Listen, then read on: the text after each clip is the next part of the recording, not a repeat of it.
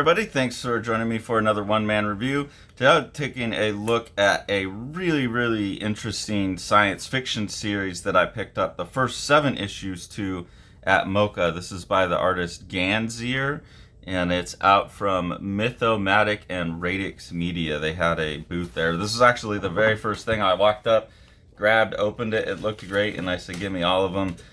They put me on a subscription where I'll be getting the final 3 issues as they come out. But this series has been coming out for a while. The copyright for the first issue is 2016 to 2021, but I guess the first printing's in 2021. So maybe the artist has been working on it for a while, and they've just started serializing it in the last couple of years. But Ganzeer, the artist, has a different bio in the back of each one of these, but it looks like someone who's pretty active in a lot of different realms.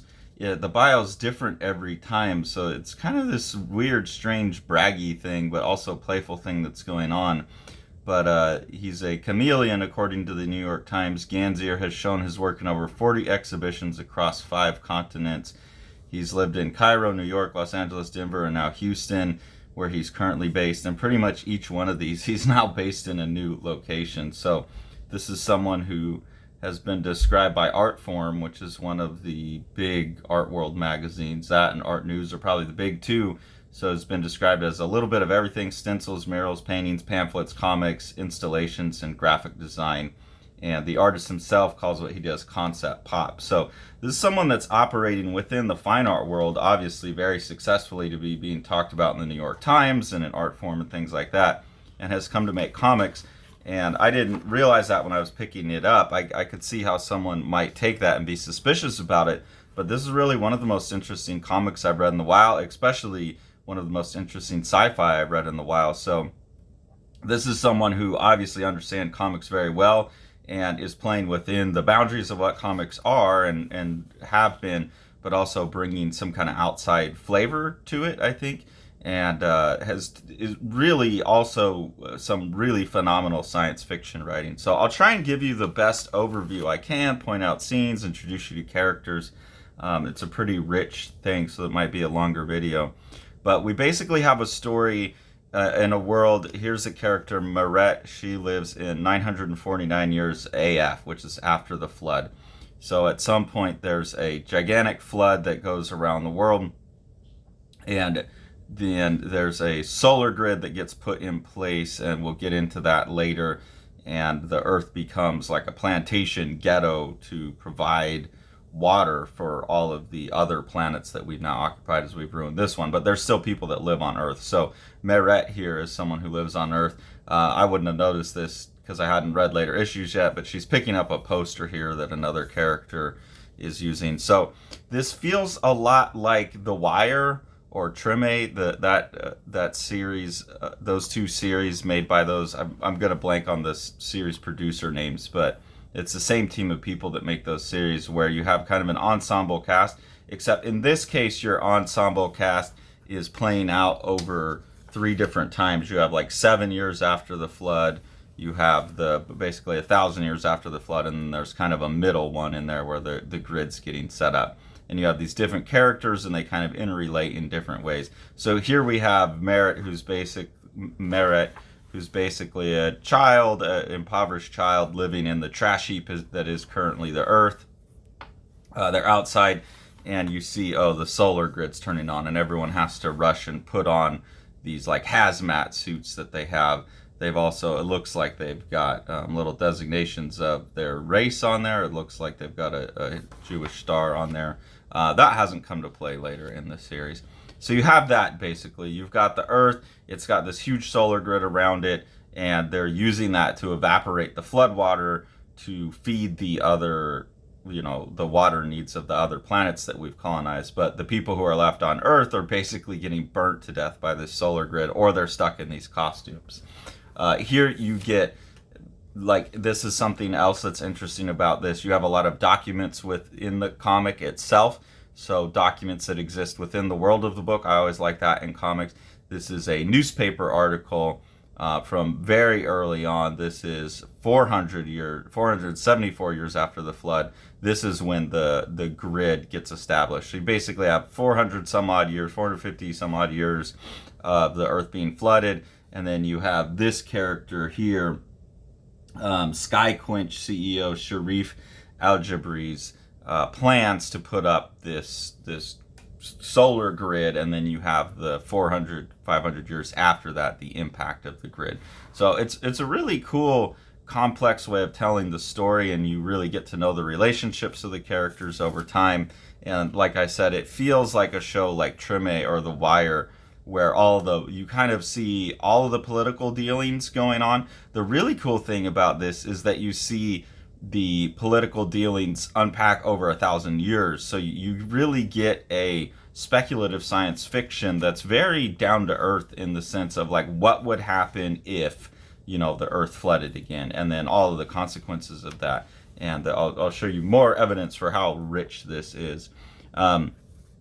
Here we have Ted. Ted is someone who's going to engage in a piece of terrorism within his. He's basically a terrorist, and he's a worker at the solar grid company who's gonna basically be a whistleblower and subvert what they're doing. You also have this character here, Buster Bethlehem. He doesn't really show up much in the future, but he's kind of been charged for hacking into the company's private database.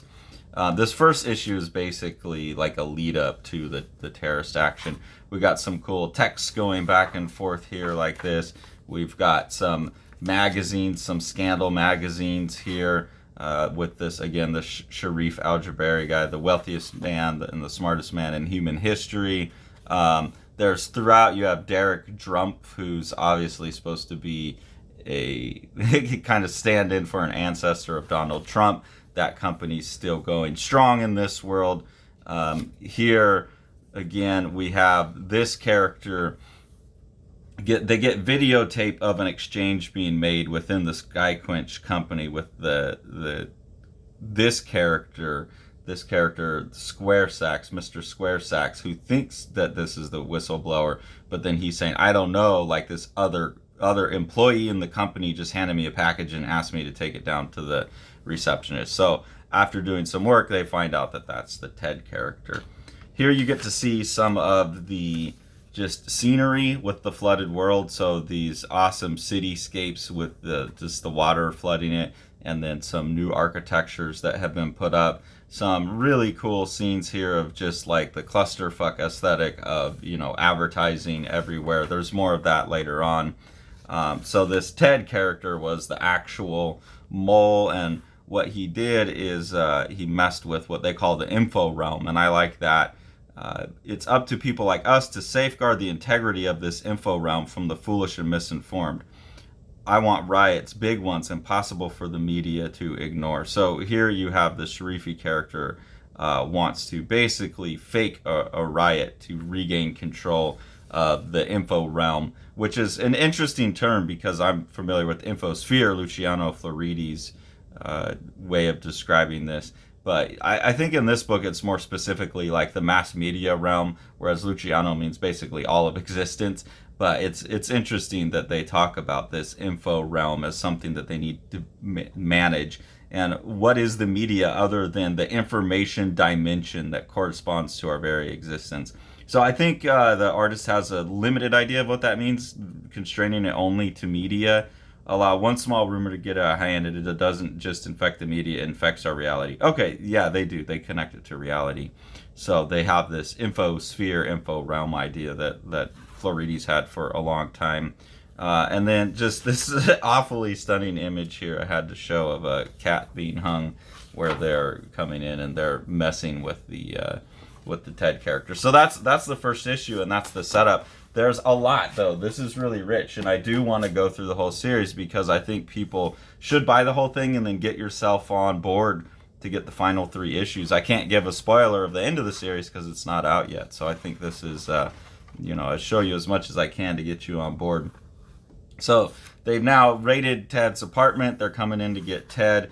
there's some interesting, again, things like this where you get advertisements and stuff from within the world, like customizable 3D printed guns is something you can have in this world. You also get message like this where someone has like pulled out a piece of paper in someone's apartment and left them a note, and then this is a book that they got ordered, and this note was stuffed in there. They should have made this look folded, but this is a note from someone named Izzy to the Ted character, I believe, and is giving them an old book to read. There's some more cool. This almost reminds me of like when Brian Wood was doing his own books and mixing up his design aesthetics, his black and white kind of punk design aesthetics with everything. I think that's the biggest touchstone. That and the early Jonathan Hickman books, where there's these really elaborate sci-fi worlds with all of this kind of graphic design built in. I think those are the two biggest comic precedents. Brian Wood's, I forget what that series was called, his first series that he did himself, and then there's Hickman's early stuff like Nightly News and Pax Romana. So here you get Sharif Al-Jabri again. Sharif is also supposedly the oldest person in the world because he's been drinking something. He's 131 years old, and you can still see pretty young looking. And he's been drinking something on Mars because they've now colonized Mars, and inhaling rubifortin, which is sourced from Mars. It prevents aging of human tissue, but simultaneously exhausts the lungs and causes acute pain. So this guy is keeping himself alive, the kind of like the Elon Musk figure of this world, even though they often talk about Happy Musk Day, everybody. So obviously this isn't a world Elon Musk existed in at some point. This character here is now filling that role and is keeping himself alive at great expense to his own personal self. He's in a lot of pain to stay alive, but he feels like he's staying alive because he's the smartest man in the world, and he's got ideas. And so in this whole issue, this is cool. You're like your second issue into a series, and you're spending the majority of it with this format of like a news story, really fleshing out the world, and I think that's cool. So he's got this idea for the company Quench, and it's basically a global network of towers that will generate water from the atmosphere, guaranteeing an equal amount of pure, clean water to every person on the planet. And then this news reporters are like saying everyone's skeptical about this, and he's saying, how is it even possible that anyone could be against an idea like that? And then they dig in a little bit deeper. Here you see a this is a luxury. You can see the cruise liner down here, and then this gigantic tower built on top of it. And this was an Aqua City by Drumpf. So again, you get the kind of Donald Trump. And then here they've pushed a little bit deeper, and they're saying, okay, but we're also hearing rumors that you intend to put your water off world, A, to Mars, and B, that you're building like private planets, like these little small planetoid objects. And why are you doing that? If you think you can save the Earth, why are you basically building a grid that's going to support our off-Earth life?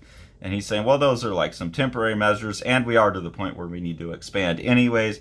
And he says, I propose that they're going to put up the solar grid, a spectacular network of satellites that beam sun rays onto the planet in the dead of night. Such power, and we use it for what, 3-4 hours a night? It's been 400 years since the flood, and our solution to dealing with it is increasing daytime by a mere 3 hours. The Statue of Liberty is still underwater, for crying out loud. So that gives you a sense of how much the world has flooded. And the solar grid's supposed to be helping them evaporate it, I guess, but they only put it on for a couple hours a night. And he's saying, I'm proposing increasing it from 3 hours to 6 hours, or heck, all night if we have to. The sea levels would drop, and then he's saying that he could make these towers that harvest the extra evaporated moisture from the air, and then you would have so many 332.5 million cubic miles of water to basically spread across the planet and other planets. They dig in enough during this interview, and I really like this bit of just character writing here. They dig in enough where this is someone who knows his idea is going to work, and they dig in about the consequences that having the grid on would have on life on Earth and all that stuff. And this guy just loses his shit, and basically goes off on them. Like, it's people like you, the antiquated views in the face of progress, that have kept Earth back all along. And he just loses his shit on air. The ego takes over in that moment. So then we jump from there. Again, that's like 470 years in. So we jump another 470 years forward, and now we're back to Merit. And the reality that we saw in the first issue becomes a little bit more clear, that they're living in this wasteland, that Earth has been turned into a plantation for water, and everyone living on Earth is pretty much the very bottom of the heap of humanity. People on Mars are doing them, people on Earth, all of that. So they're living in this just absolute trash wasteland where the sun's running all the time, and it will burn them and ruin their skin and stuff like that. Then something else that is cool is there's all these articles that are written that are ostensibly from the world of the fiction, but they're written by real people, I believe, because they get credit. Holly Badchapel gets credit, but they write these essays that flesh out like the political consequences and stuff. So this one is kind of like a social justice-y article based on the plight of the people on the Earth, and also the fight between Martians and Earthlings now. We think of the moon as a place of fun, games, and debauchery, but to people like Latifah, it is where you rent your cunt out to horny travelers until you can save up enough to make it to Mars, which no one like Latifah ever has, not ever since Mars passed the Earthling ban some several hundred years ago. So you see the political consequences, and that there's these tiers in society, as there always are, where there's some people who think of the moon as fun as games, but to someone else it's the place where they're sold into prostitution. And there's just like really, really dense, deep world building, very thoughtful, very smart world building like that throughout the series. And I'll show some more examples of it because I have many issues to go here still. I got 7 of these total. I just think there's some really, really smart world building like that, where you're really playing out the consequences of the system that you've set up for your fiction. And then to have friends, it seems like, come in, or other people who are experts in a certain area, and then have them write a fictional essay within their area, which seems to be like what these extra essays are. That's really cool as well. I think it adds a lot of richness. So really, to me, I keep coming back to, this is like a comic sci-fi equivalent of a more down-to-earth thing like Treme or The Wire, which is a little less down-to-earth, but that kind of richness of political world building. And I think this takes it a step further because it's looking at 1,000-year span.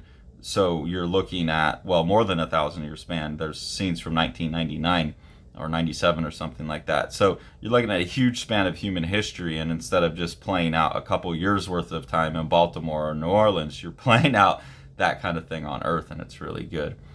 So here you get introduced to another character who's very important, Kovsky.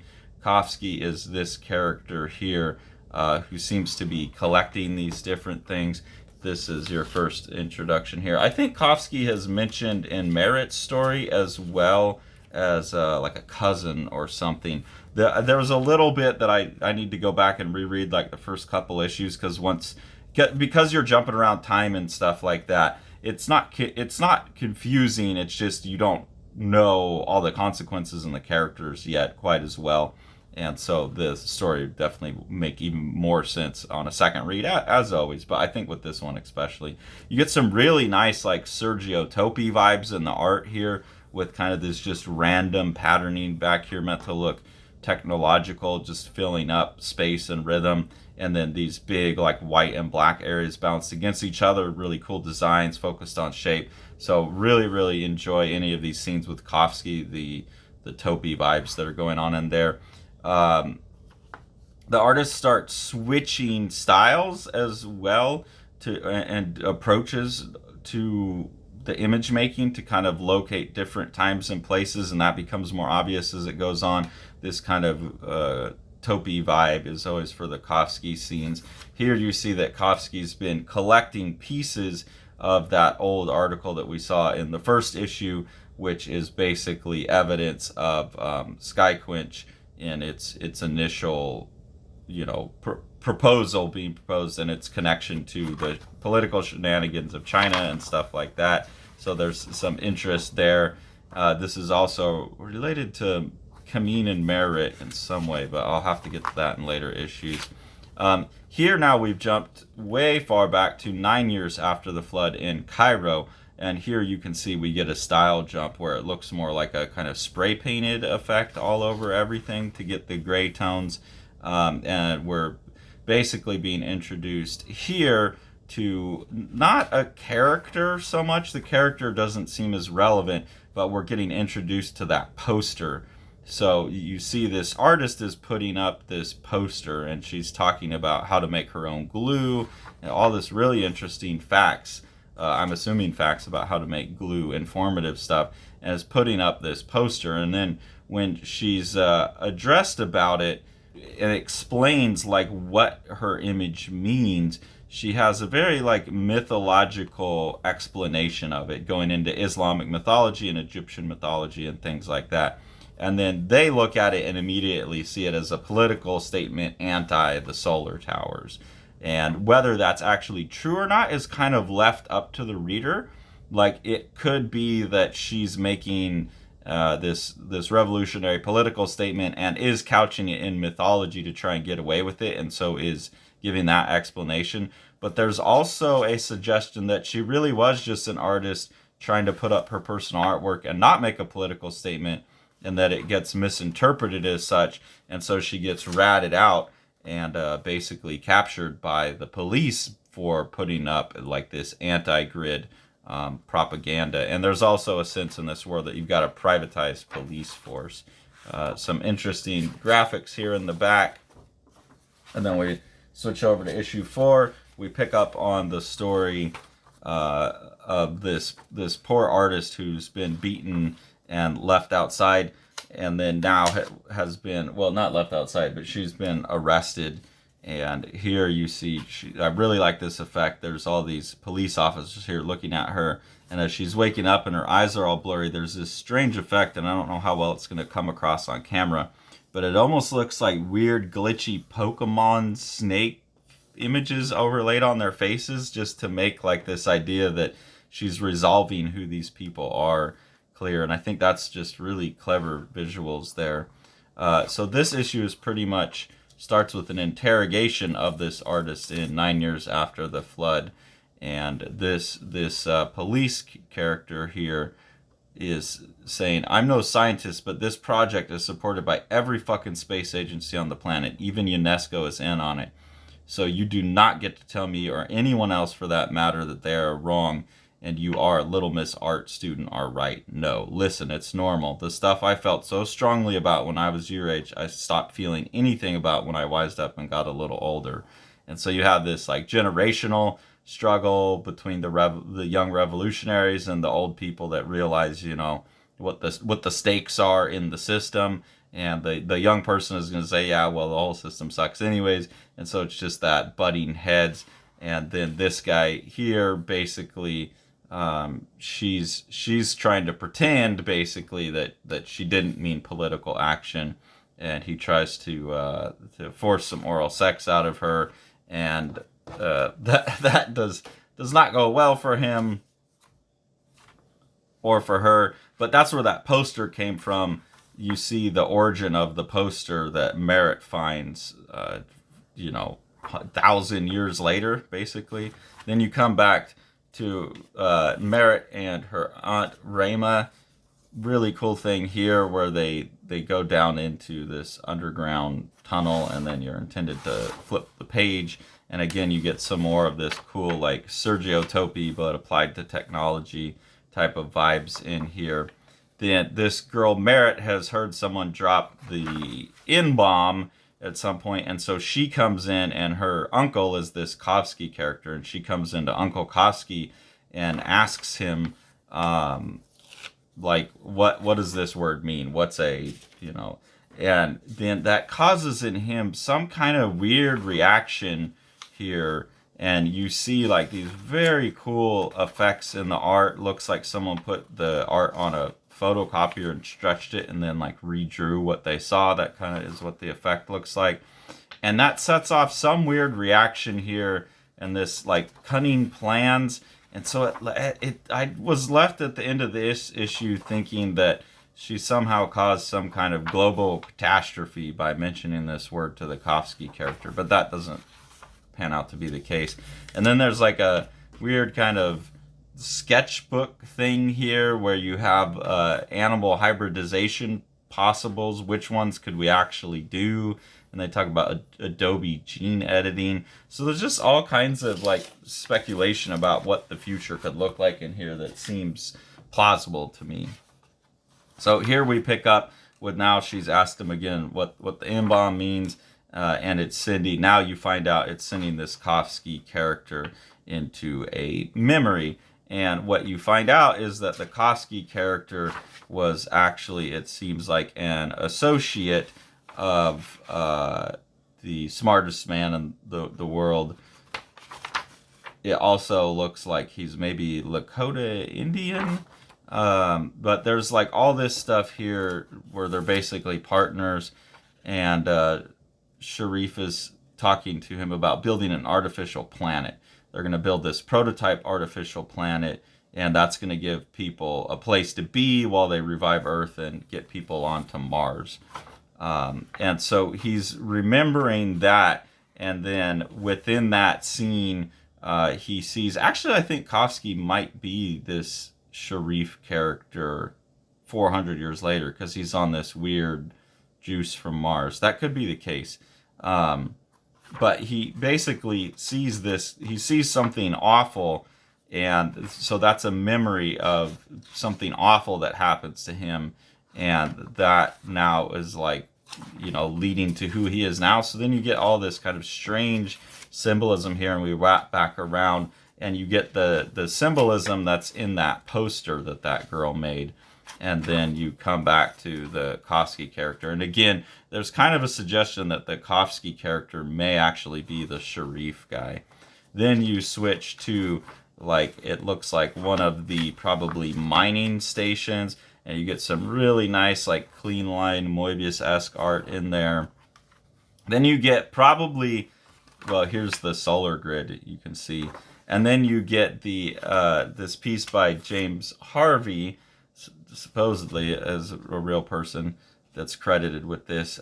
It's another piece of like academic writing, and this is someone who's supposedly been given access to a archive at a university of photographs of the Beatles, in which the Beatles are wearing costumes to keep their image viable. They said as of 1965, they figured out that the Beatles were going to continue to be a cultural phenomenon for the next 50 to 100 years at least. And so they did this thing where they were preparing to keep them relevant no matter what happened. So no matter what technological things happen, no matter what like catastrophes happen to Earth, no matter what culture came in, no matter what philosophy came into dominance, they had photographs of them in costumes to sync up with that. And as the essay goes by, it's very like scholarly, written scholarly, but it's so silly because it's like, oh, we found these photographs of the Beatles should the Zoroastrians ever take over.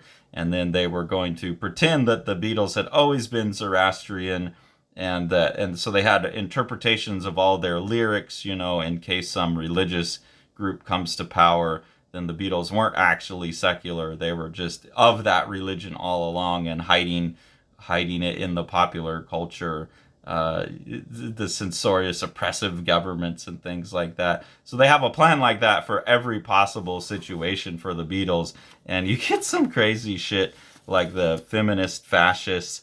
Over the course of 800 separate photo shoots, we see an attempt to capture all possible future outcomes in societies, no matter how unlikely. This one appears to represent a totalitarian militaristic state in which gender norms have nonetheless become subverted to the point of disregard. There are many shoots like this, as every possibility is carefully considered and explored with very little left up to chance. The accumulative effect is surreal, and that surreality is compounded by the environment itself. So that's the kind of just really rich, wild, here he's like, they have things for like worlds you can't even, like, I don't even know what calculus you use to predict that world. But couched within this like political kind of essay. And then you have this here, which is just like different kind of archival evidence, and they even have this poster here, and the poster as it's originally presented versus the poster as the police have marked it up to make it look more political, and those are all things that are now like in archaeological archive. And then also these protest pins Earthlings used to during the original water phase. Now the really interesting thing about this is that the other piece that I haven't recorded a video on, but I'm getting ready for, of science fiction that I've really been enjoying lately, is Michael Kennedy's Mint book. And within Mint, I want to see if I can find it, but within Mint there's a character called Inky. I'm not going to be able to find it. But within Mint here you go. There's this character called Inky, which is this cartoon minstrel character. And there's times within Mint where it looks like this. And it's very funny because Mint is a speculative fiction that's similarly rich to this one. So I feel like these two pieces go in very different directions in terms of outcome, but they come from very similar places in terms of political concerns, casting real world politics into the future, and doing so in very clever, creative, kind of groundbreaking ways. So it was cool to see that. I know that's supposed to be a water drop and this like night and day kind of thing, but it comes across quite a bit like the racial characters that Michael Kennedy is working with. And when you're talking about Earth kind of being this like water slave plantation, that makes even more sense. So those, I would highly encourage you to get both of those projects and read them together. I'll put out a video on Mint soon as well. So then we're in issue 6, and now you start to see some color and some real style play come in. So you have the moon, and the moon gets rendered with this spot color over top of it, and you see again the moon is supposed to be like this anything goes hub of debauchery basically. And then you get to Mars, and on Mars you start to see some really, really cool visuals in here where Ganzeer is really starting to play with the form of comics, like with all of this text in the back. There's no way to read all of what it means, but it's giving you a sense of just like the constant chatter that's in this world on Mars. And then you also get very quickly a sense, because of how the color is being used, you get the sense that Mars is now totally in augmented reality. And so this is like the real reality. If you've not got your AR lenses or implant in your head or whatever it is, this is what you'd see. But if you're in the AR world, then kind of everyone can present as whatever they want, and everyone's in their own avatars, and this kind of nightmare AR world. There's also some really cool visuals here to show the concept of Hively. Hively is the AR app technology that they're living in that leaves them all unified in this AR space, but it also allows them to kind of communicate telepathically.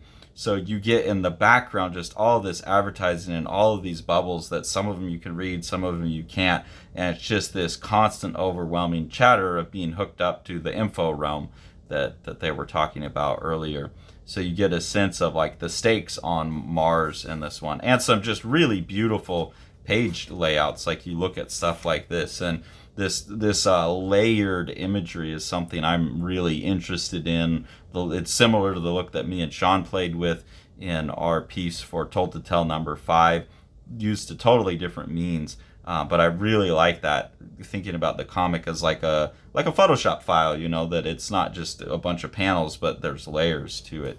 And Ganzeer's doing that very, very well here to show on Mars. Then you get another one of these really dense, interesting essays on a topic. So this is a brief history of street art on Mars, supposedly written by Josh McPhee, and is talking about in the early stages that graffiti kind of became something that, like, a craftspeople, that there were itinerant decorative artists wandering around with stencils, and they would use the stencils, and so there was this return in a world where everything was fake, everything simulated, that there was a return to this, like, down to earth lifestyle and decoration and things like that. And that seems really accurate to me. I think there's a huge wave. I think we'll see a return to, like, arts and crafts movement, as a response to what's going on with the AI. The pushback is going to go the other way.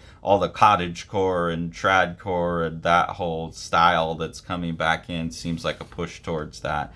So that seems very on point to me. And then they go on and on and on about how street art developed, so far as you get some of the artists. Like, this is an artist that's painting basically like Jack Kirby, Roy Lichtenstein looking stuff onto buildings, but this is supposedly the painting on the building exposes the electronics going on underneath, is what this guy's up to. You also get an explanation that of how spray paint would actually work given the lower gravity of Mars. It doesn't go far enough, and so they speculate about how you would actually have to modify the spray cans and aerosols, and what happens is they eventually make magnetic stencils that attract the paint to it, I think was the suggestion. And then of course, once you get augmented reality, they're more like hackers rather than taggers that are putting stuff up in the AR space. So really, really intelligent, really thorough, well thought out, instances of, like, how would you do spray paint on Mars? And I just think to have that couched within the middle makes it so rich. And then we jump back to 2019 AD, and you're seeing the first instance of the solar grid, which is basically just an attempt to get clean energy. And so that's part of the criticism this book is making is, yeah, we want to get away from fossil fuels, but we could actually, depending on what we do, we could make things worse. So let's proceed with caution. Let's not ignore the problem and say it's impossible to solve. But it's showing that this goes all the way back to 2019, at least in its conception. And here, there's a really smart way to make this ambiguously set in the future. You're just getting 9 after the flood, but no one ever tells you when the flood is. And in the story, they actually say, well, we don't know when the flood is in relationship. So you know for sure, like 2019, and then you have this ambiguous period, and then you can start counting 9 after the flood. And then, 497 years later or whatever. But here it says, this guy has been basically, his idea of a solar grid has been laughed at, and this person's, it looks like someone's coming from another government or another corporate entity and trying to woo him over, and says, you never know who you might inspire, even if it's 5, 10, even 100 years from now.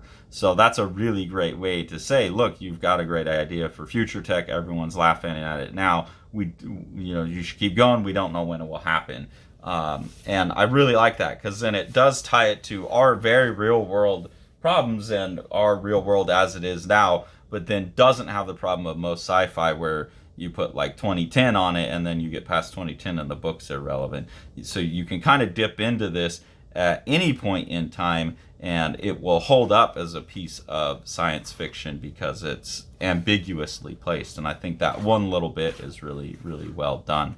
So here you get Meret again with her Auntie Rama, and is for the first time getting what I think is going to be her AR hook in.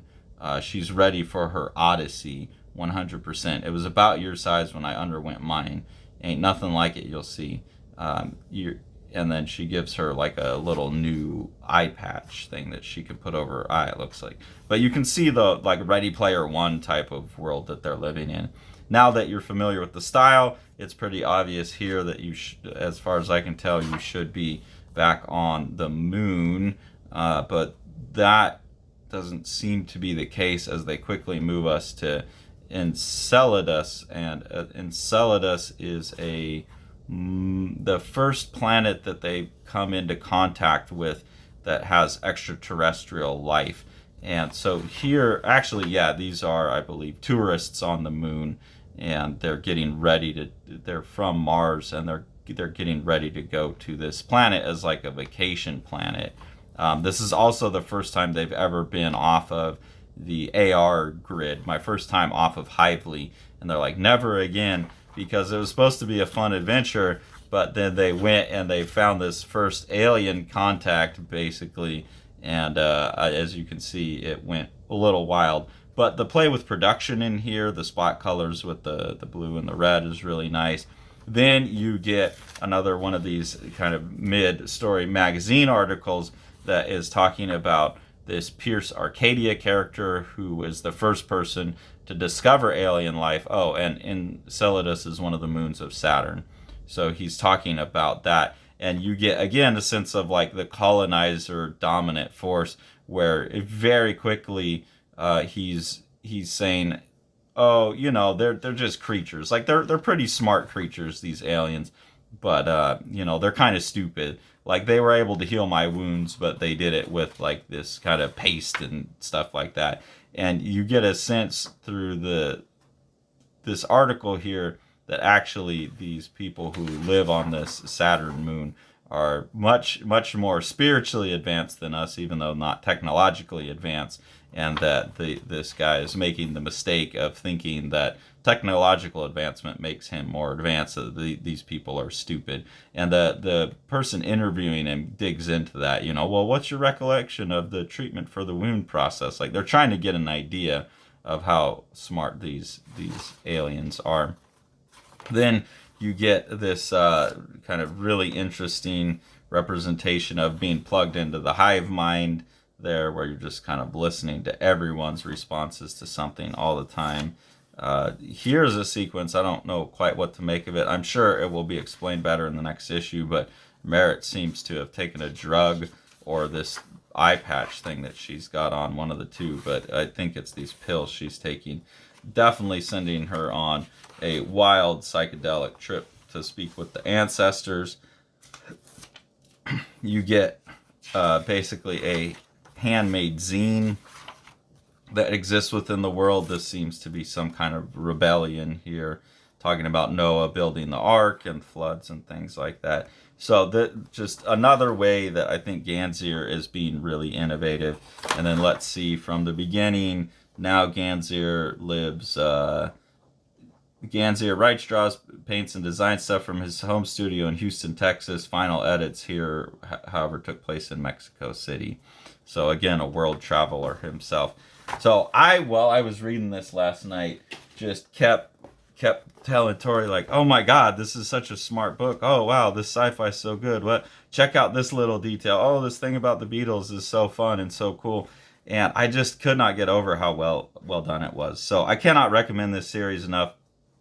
It's really great. It's some of the smartest sci-fi I've read in a long time, if ever, probably. Just very, like, to take the like I said, the Wire, the socially conscious, embedded, all tiers of strata of society covered, and then expand that out over a 1,000-year time span, I think is a hell of a project. And Ganzeer's really pulling it off. This was, out of all the things, I still have yet to find something that I bought at Mocha that I didn't like. So man, Mocha was just loaded with great stuff. This was the one I was most skeptical about, just because of this weird, it looks like Cyclops from the X-Men on the cover.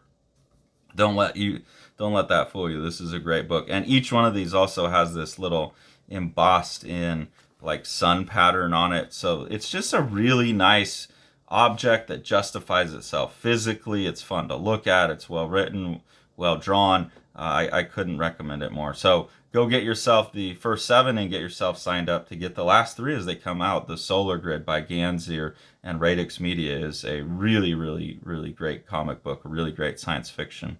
If you enjoy what we're doing here on the channel and you want to support us, there's 2 ways to do that. The first is through our Patreon. We have 2 different tiers of engagement on there. The first tier just is early access to the videos. At the second tier, you get exclusive access to our ongoing webcomic experiment Prane Day, as well as previews of the books that Sean and I are drawing, our personal artwork, things like that. Any of the money that we make from the Patreon just goes back into helping us pay for the books that we review. So we appreciate that. We try to put the money back into other creators and publishers' pockets and keep this whole thing rolling.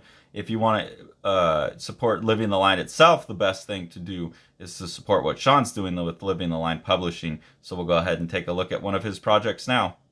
House on Fire by Matt Battaglia is a just gorgeous book where Matt's kind of making an emotional response to the years of COVID and wrapping that into a sci-fi dystopian future that really the sci-fi dystopian's backgrounded, and you're focused on the emotional journey of two characters in a really beautiful way. And then that's enhanced by Matt's like really awesome, loose, kind of Paul Popish dry brush work. And then Sean and Matt have worked to get this second kind of orange spot color in there that's going to look really, really beautiful, and has allowed Matt to use his dry brush technique to add tone to the thing too. So with Sean's production technique, this is going to be a gorgeous book with a lot of heart.